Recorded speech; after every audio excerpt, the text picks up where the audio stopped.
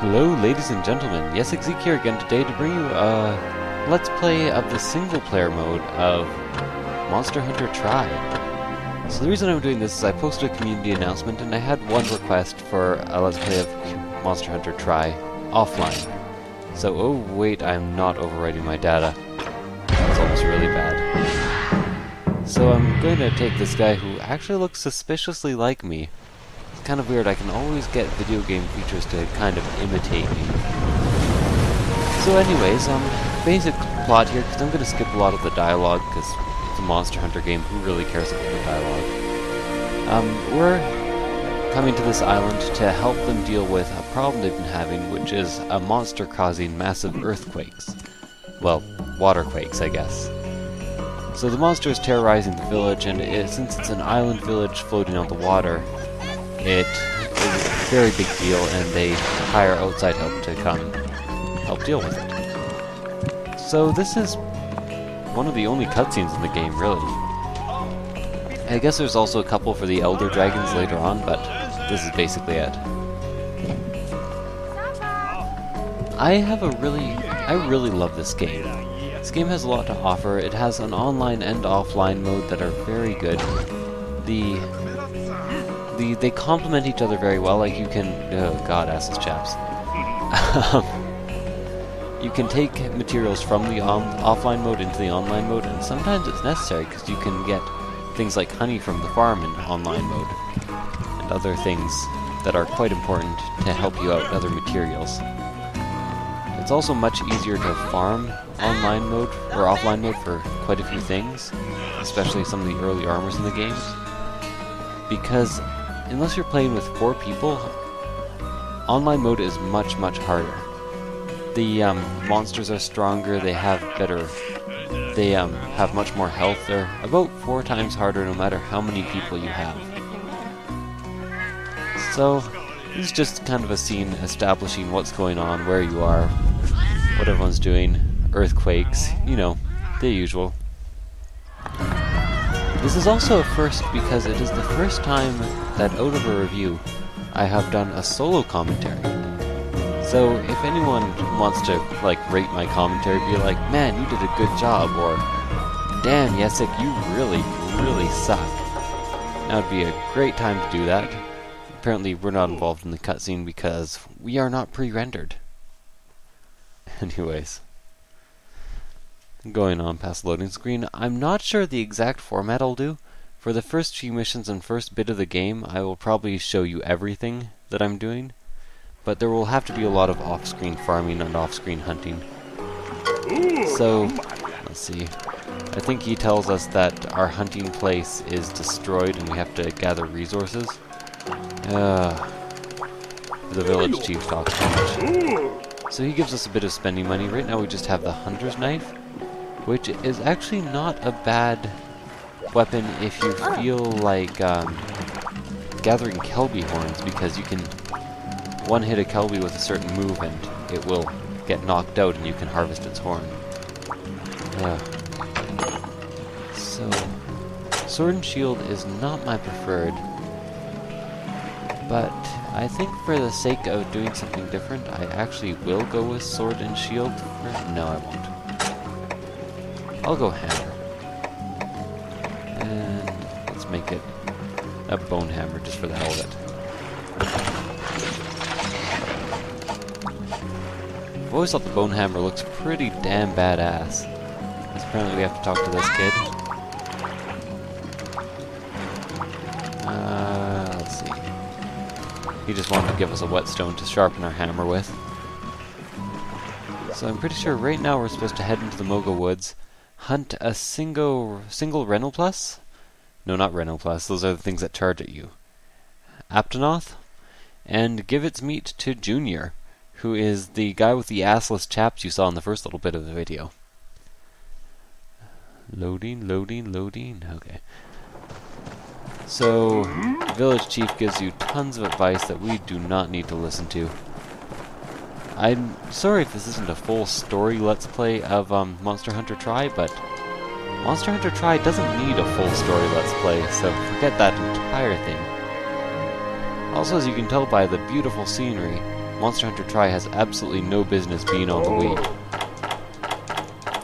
I'm still very, very bitter that this game is not a PlayStation 3 release, or even an Xbox. I would have bought an Xbox for the sake of a Monster Hunter game. So disappointing. So, here's the Aptonoth. And if you go into your Hunter Notes, I think, you can actually kind of register monsters. Bigger monsters you can actually register when they're dead, which is very convenient. I didn't know that for a long time. So you hold B, press A, then drag them into your register, which I think I did wrong there. So there we go. And if you do that, you can go into your monster list, look up Aptonoth, and it'll give you a little rundown of what the monster is, possible weaknesses, things like that. Although, if you want monster weaknesses, it is very, very easy to go look them up on... Yes, I know. To go look them up on the Monster Hunter wiki. Ow! Apparently this one's really up for a fight to actually attack them. It's kind of rare for an Aptonoth. They usually just run to the next area once you start attacking anyway. Oh, and already wasting whetstones. I always get mixed up in this of which is use your tool, which button is use your tool, and which button is sharpen your whetstone. So Y is to use whatever tool you have selected, and A is to harvest.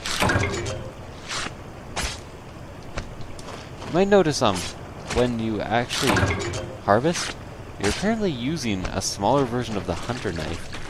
It's an interesting little thing. So our first mission is just to come find you. Oh god, this hammer is blunt. That's actually its starting sharpness. You can see how jagged that is up there. So here's our boat and our destroyed camp, which apparently fared much worse in the earthquake than the village did. Apparently a few of the hunting vessels didn't fare so well, and eventually you can start sending the hunting vessels out, which is important so you can get scatterfish. And scatterfish are important so you can cheese the hell out of monsters. Basically, if you combine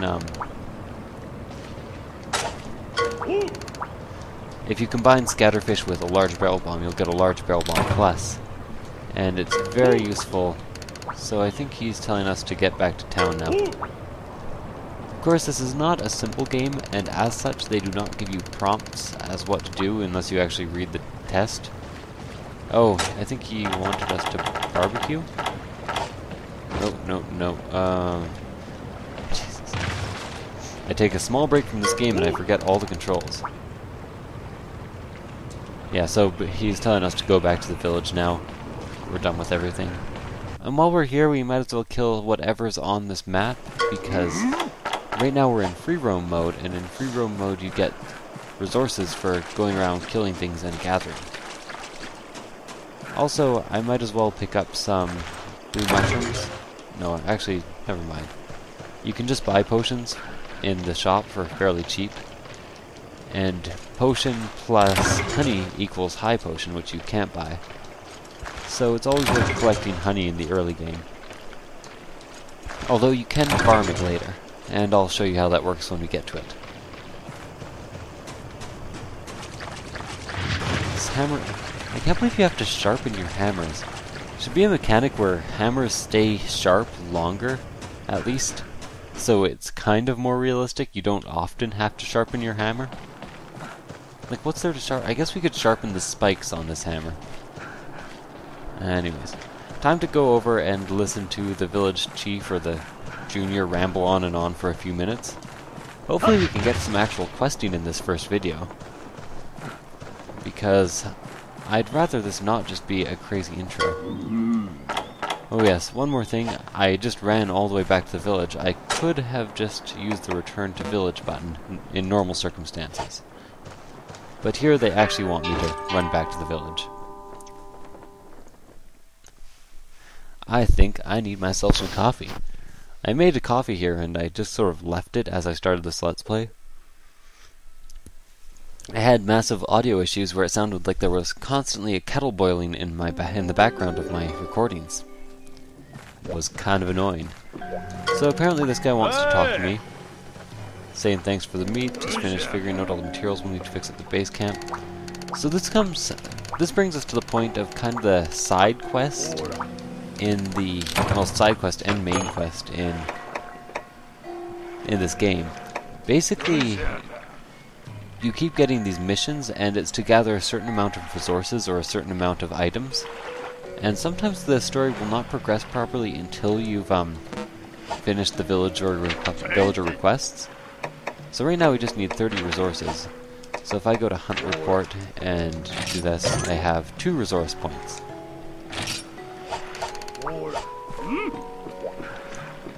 So I'll have to go out and free hunt a bit more, but I will also talk to this guy who is a lot more important than that shop I went to at the beginning. He will allow you, if you gather enough supplies, to forge new weapons that you don't see in the store, and to upgrade your current weapons.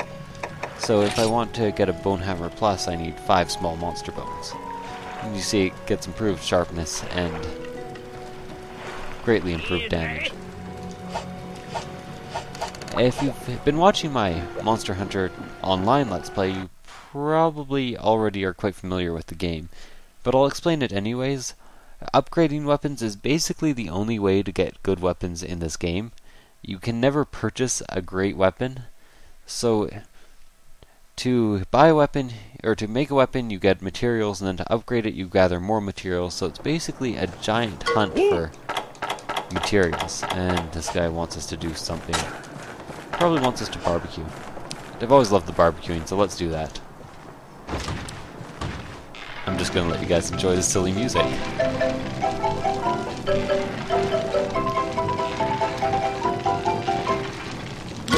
So tasty! So tasty! Yeah. This is where Monster Hunter flashes us its Japanese. So tasty! So anyways, now we're just randomly killing shit. I probably won't have much to say. I'll muse on the viability of using a giant hammer to kill these monsters. You'd really think that the bowgun would be the most efficient, but bowgun scares the hell out of me. I can't figure out how to use it. Some people really like the bowgun, but for most people they just don't quite get how it's supposed to work or how to kill things properly. So here are some ants. I forget what they're called. I think it starts with an A. I'll just kill them because they give us some special supplies once in a while, and of course some extra entry points.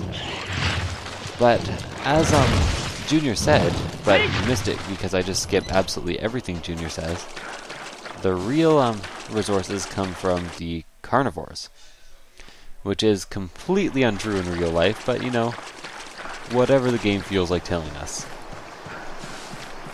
Really, it would be much more useful just to harvest a bunch of herbivore like scales and defensive mechanisms, and they'd probably make much better weapons and armor than anything the carnivore would have to offer other than its teeth. And I don't think any of the carnivores have big enough teeth to warrant making weapons out of them. Well, you know, suspend your disbelief, enjoy the game.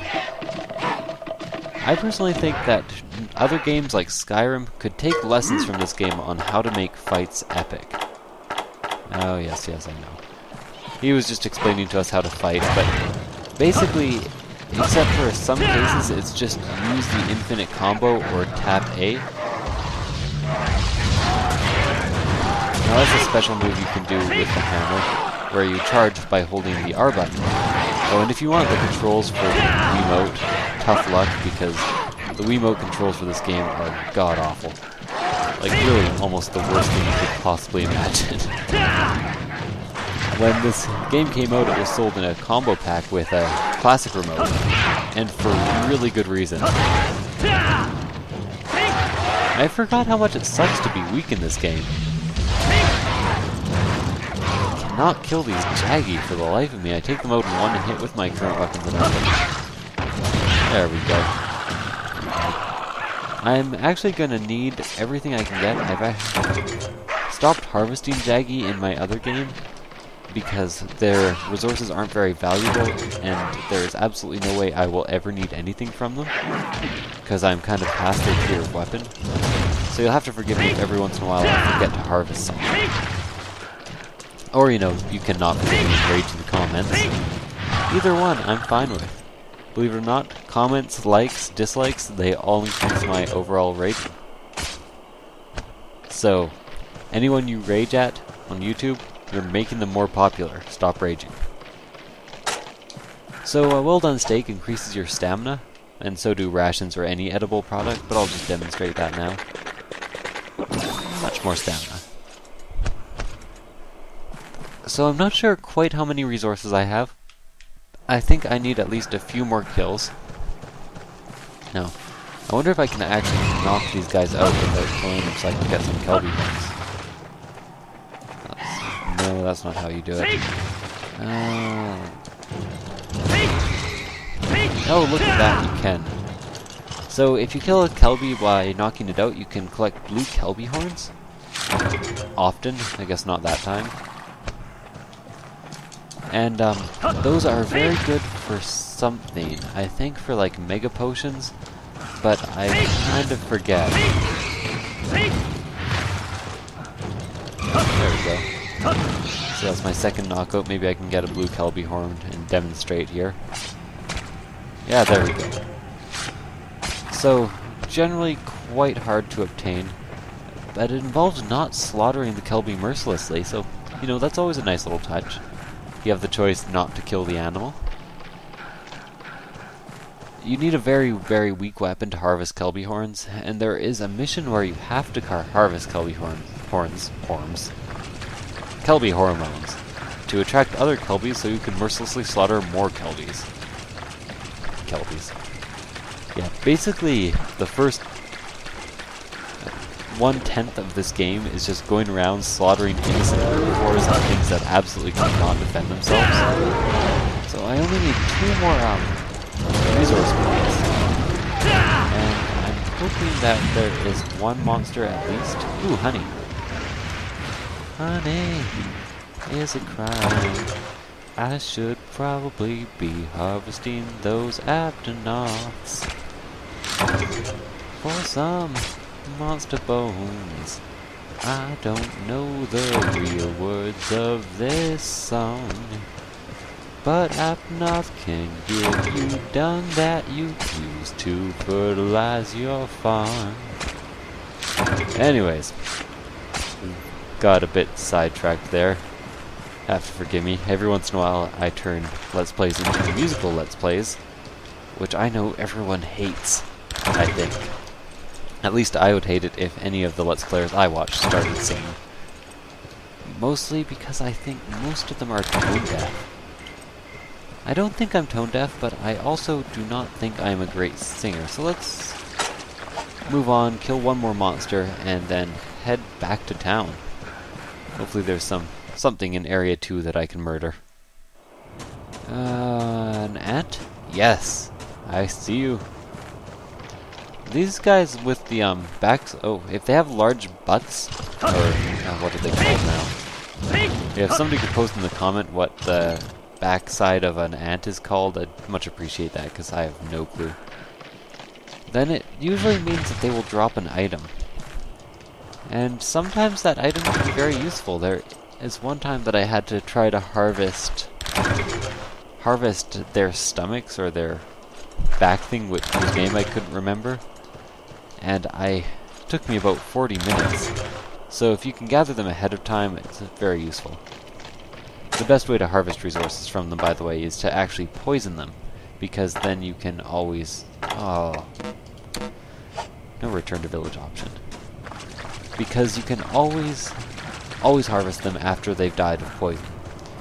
So if you have good armor, you can just sort of throw a poison bomb, aggro a bunch of them, throw a poison bomb down, kill them all eventually, and then harvest them.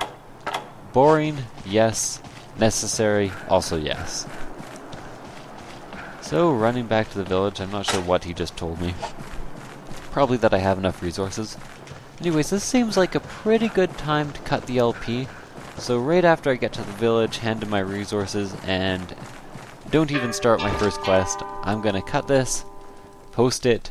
Hopefully you guys will all enjoy it, because damn, I hate the beginning 5 minutes, 10 minutes of this game before you can hunt a great Jaggy or do anything interesting. No, I don't hate it. It kind of filters out all the people who don't have commitment. You have to commit to this game, dude. It's the only way to do it. So, oh, okay, I have to do a hunt report. I was worried there for a little while. So as you can see, I now have 32 resources, and I get all these lovely items that I can send to my item box. Raw meat, shroom germ, fertilizer for the farm, curved fang, to be traded to the sailor captain, who I'll show you later. Dung, more fertilizer for our garden, and fish finder, which you can give to your fishing fleet so they get more fish. Anyways, now I can go to villager request and finish this. So he says, "Oh, awesome! I didn't think we'd be able to repair the camp so quickly." So he just tells us a bunch of stuff that is basically useless. Go hunt some carnivores, kill some shit. We're all counting on you. I forget what this guy wants. Let's see. He wants us to go get him some iron ore so he can craft us some weapons. So now I have a bunch of other like little quests. He gave us $500. I don't exactly know why. Probably because we repaired the area. If you're wondering why I'm not buying armor, by the way, it's because it is very, very easy to make the beginning armor of the game out of Jaggy parts. And I really, really do not want to buy the worst armor of the game, which we can get at the shop right now. So I thought we had another villager request, but apparently not. So I will cut the recording now. Thanks for watching, everyone. This was Yessik with my first solo commentary over a Let's Play. Anyways, tell me what you think in the comments, post below, and I will see you guys next time. Bye.